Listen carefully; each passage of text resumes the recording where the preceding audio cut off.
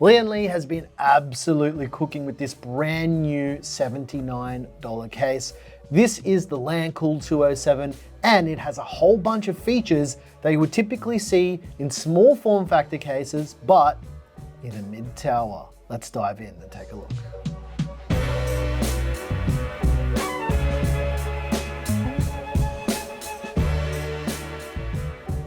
This video is brought to you by Aorus and their X870 lineup of motherboards. Unleash the power of AMD's latest Ryzen 9000 series processors with the Aorus X870 series motherboards. Built for extreme performance, these boards feature superior power design, next-gen memory optimization, advanced thermal management, and innovative Aorus AI Snatch for one-click overclocking.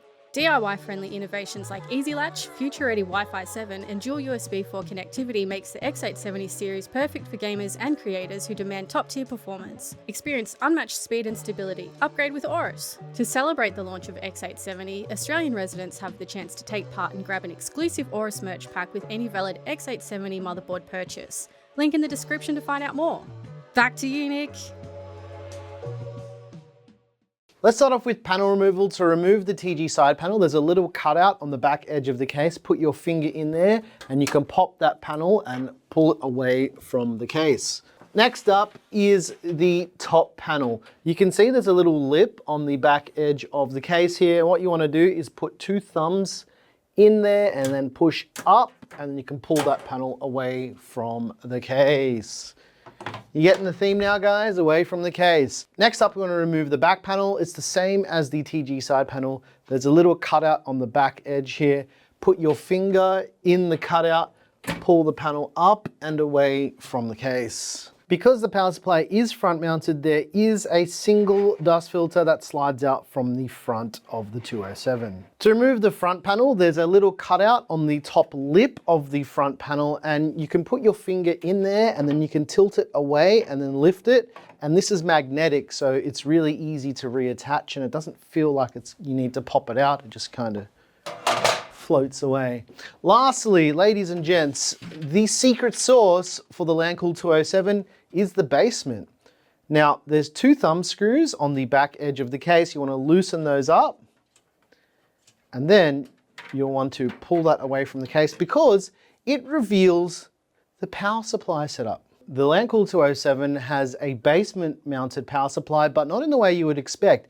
It's mounted at the front of the case. And the way this works is, because the power supply is front mounted, there is the extension cable that runs onto the inside of the case. And this has a pretty flat connector for your power supply as well. So you shouldn't have any clearance issues with whatever power supply you decide to choose because of how flat this right angled cable is. The power connector for the LAN-cooled 207 is on the rear of the case. I do think it's a little bit strange that they've put it on the rear right hand side and not the left hand side here. Very, very odd, but I mean, it is what it is. I guess it makes more sense to run a cable that way. And I think it's because it won't foul with the fans in the basement that way either. Like most other power supplies, you load it in from the back, but here's what's different. Push it all the way to the front and you'll see that the power connector lines up right there. This is a very flat connector and essentially there's an extension cord that runs from your power supply to the rear of the case here. For maximum power supply length, you're looking at 160 mil and you need to be aware that if it's any longer than that, you might not be able to close the back panel and that can be bad for power supplies as well. This clever little setup means that the LAN-cooled 207 is capable of a couple interesting things. The first one of those things is hard disk and SSD mounting. You'll notice that rather than having it on the back of the motherboard tray, it's in the basement where the power supply would typically live. What this means is because the power supply is rotated and on a different axis, you have more space for drives here. So in the basement here, you can do two 2.5-inch SSDs or two 3.5-inch SSDs. And these sleds are removable by putting a screwdriver into the case this way through the top, and then you can loosen the screws if they're too tight. But typically, Lian Li is good at making these accessible just by finger tightening stuff as well. So there is that. This power supply setup also allows for there to be sunken fans in the basement below where your graphics card will go, meaning that if you were to do something like vertically mounting, you're not blocking the bottom of the graphics card at all, and it's easy to put the fans in and take them out. Because for pre-installed fans, as you can see, there's two 120mm PWM fans in the basement here, and they are not RGB. That said, the front fans are RGB. They're both 3-pin 5V addressable RGB, and they're both PWM, and they're both 140mm fans. Which means for fan and radiator compatibility, at the front, you can do two 140mm fans. Be aware though, there is going to be a huge caveat with this. At the top of the LAN Cool 207, you can do up to a 360mm liquid cooler or radiator. This includes two 80mm radiators as well. As shown previously, you can do two 120mm fans in this sunken basement compartment. We're gonna test to see what that is really like. And lastly, on the rear of the 207, you can do a single 120mm fan. All right, here's a discovery that I found with Lian Li's own uni fans, and I think it's a bit of an oversight. However, to be fair, to give them a little bit of credit, these are some older uni fans, but these might be what you already have. Just to explain how these work, on the bottom of the fans, they have these clips. Now, these clips are removable, so even if you can't fit them because the whole hole isn't big enough, you can change the clearance by removing those. So the fans are physically too wide to fit in the hole. Even if I bash it in, they're not going to go in, they don't fit. The other thing is, with this older connector, it stands up quite a bit and you'd have to plug it in after the fact. So the fact that their own fans don't fit because they're too wide is strange. You might be wondering why Claire's holding this fan up here. Well, the cable management's so nice that I didn't want to ruin it, and it's kind of integrated into the case, but you could take it out if you wanted to. That's the whole point here. Just in case you're curious about their TL uni fans, which are their latest uni fans, they also don't fit. So it's not a matter of Lian Li not supporting their older fans, it's that their new fans also don't fit. Here's the strangest thing of all of this. These are the P28 uni fans. P28s go in without a problem. Obviously they're 28mm thick, so they exceed the lip of the basement a little bit. Here's a set of the SLV2 uni fans, and they go in no problem. So it is strange that the front doesn't support it. But to be fair, I understand what they're trying to do here. They want you to use the included fans with the LAN Cool 207 because they were designed to fit perfectly, and these are already daisy chained fans. So the fact that other uni fans don't work is no real surprise. And this isn't the first time we've seen a case vendor do this. NZXT did the exact same thing with the H6 Flow. Cable management on the 207 is handled primarily by this cable channel here. These have Velcro tie downs, which will basically hold the majority of the cables if you're building in this case. The reason being is that this case doesn't support back connector motherboards, so there does need to be some space for all of that stuff. With saying that, there are these plastic clips along the top edge here for your EPS power cables, and you can feed them through these huge holes at the top, and also you've got a lot of space here for passing cables through. Not only that, there is a rubber grommet here, just in case you wanted to use that for some reason. The main thing you want to be aware of with the LAN Cool 207 is because of the placement of the power supply, there doesn't need to be space behind the motherboard tray for cable management. So that is probably maybe a centimeter or less between the motherboard tray and the back panel, because there's also, like I mentioned, no back connector motherboard support in this case. That's not the point of it. Not every case needs to support it, guys. As mentioned, the LAN Cool 207 does not support back connector boards. There's just no space for it. It does support ITX up to ATX motherboards in this sunken motherboard tray. And to be honest, guys, I think it looks really cool when it's sunken in like this. Similar to what we saw at Computex with the Montech HS01, but this one's actually here. Right? This looks really, really cool. And I really hope that instead of back connector motherboards, we see more sunken motherboard trays. It just looks really freaking cool. Looks like it's part of the case more than a back connector board does, if I'm being honest. And I've built with plenty of back connector stuff already. This does look much cooler. Here's one of the most compelling things about having a sunken motherboard tray. Keep in mind, this is a very small mid-tower case, and for air cooler compatibility, guys, 180 millimeters in height, which, to be fair, is it's up there with some of the largest air cooler support in a case of this size. For GPU support, the LANcool 207 supports GPUs up to a maximum length of 375 millimeters, and I think that GPU fitment here is quite impressive considering the size of this case. It's really not as big as you think it is, guys. Not only that, it does support vertical GPUs, and you can use the vertical GPU bracket from the O11 Evo if you really wanted to do that. And the other thing is, because the basement of the case is sunken as well, when you use a vertical GPU bracket, it kind of makes it look sunken. Lastly, with the GPU support, you will notice there is an included GPU support bracket, and it's adjustable. It has 3 different positions where you can install it, and this just makes for a very cheap and effective way for getting some extra GPU support. For case wiring, we've got a USB Type-C front panel cable, a USB Type-A front panel cable, a PWM cable for the front fans. There's also a 5-pin addressable RGB cable for the front fans, and the front panel connector for all your lights and all your switches. There's also a front panel audio cable hiding in the basement. For front panel I/O, we've got a USB Type-C port, we've got a headphone and combined microphone jack, we've got a power button, and 2 USB Type-A ports. That's everything I think you need to know about the Lian Li LANcool 207 for now. Let's do our usual thing, ladies and gents. You know what the deal is, it's building time, and then we'll talk about what the deal with this very interesting case is.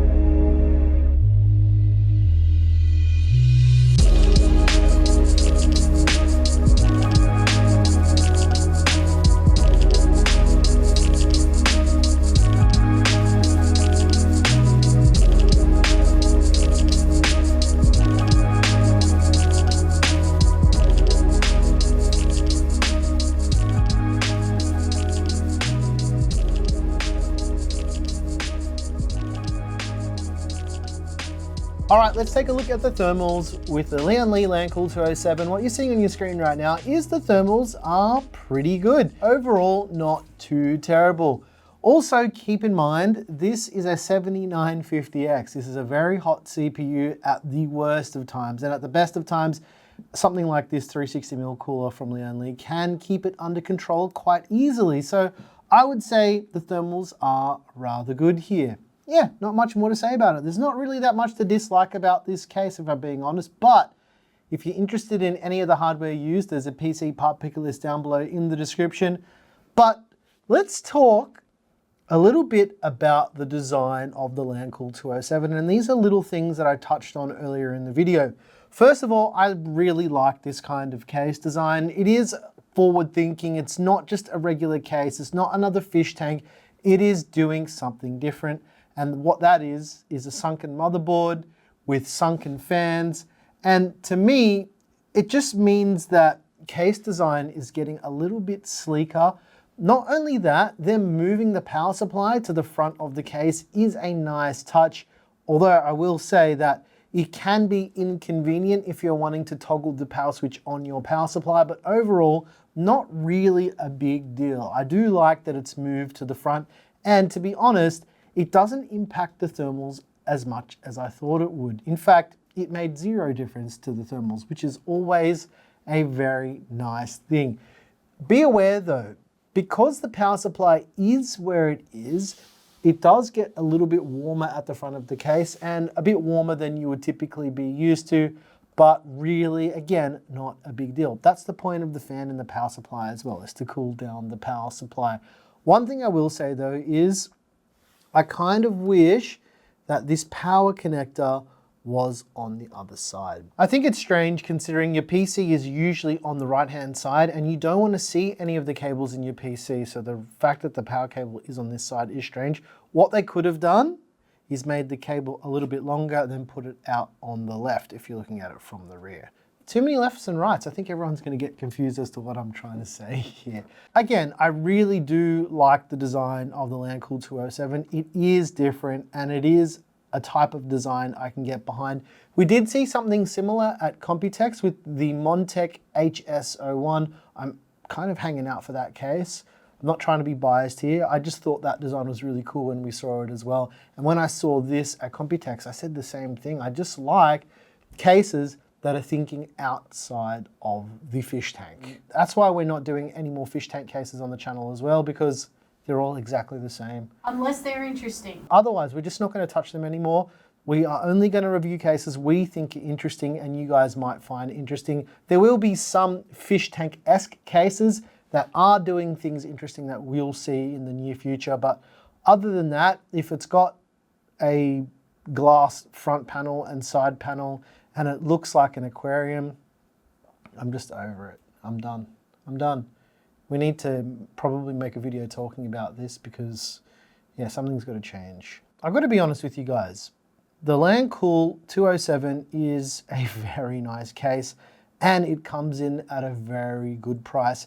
If you're interested, the black version's cheaper than the white one this time around. The black one is $79 US or the white one is $85 US. Not quite sure why they are different prices this time around, but at the end of the day, if you wanted white and you wanted to pay the premium for that, you can have it. I think I would like the black one a bit nicer. It'd be a bit stealthier. A black one with fully tinted glass would be sick. I think you could make like a really sleek PC out of that. Or what would be really awesome that I think would be completely game changing is this case with a mesh side panel would be sick. It would just look really cool. Let us know what you think about the Lian Li 207. I'm really digging it and the price is really competitive. It is definitely one of the more interesting cases I've seen in a while. I gotta say, really loving that front mounted power supply and that sunken motherboard tray. Good work, Lian Li. Haven't said that about you guys in a while, but very nicely done.